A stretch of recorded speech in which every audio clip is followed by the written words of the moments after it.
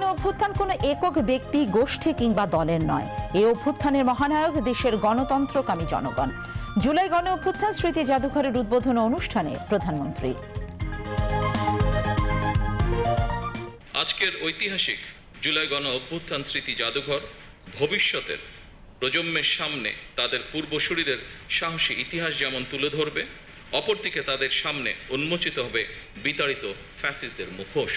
এই স্মৃতি জাদুঘর আমাদের জনগণের সংগ্রাম, আত্মত্যাগ, বেদনা, সাহস ও গণতান্ত্রিক আকাঙ্ক্ষাকে জাতীয় স্মৃতিতে স্থায়ীভাবে ধারণ করার এক ঐতিহাসিক উদ্যোগ।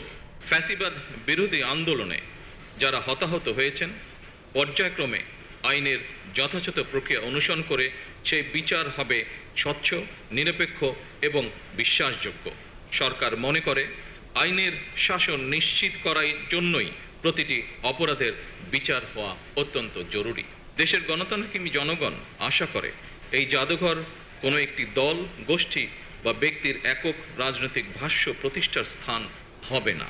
কারণ 2024 সালের গণ অভ্যুত্থান কোনো একক ব্যক্তি, গোষ্ঠী কিংবা দলের নয়। এই অভ্যুত্থানের মহানায়ক বাংলাদেশের গণতান্ত্রিক জনগণ।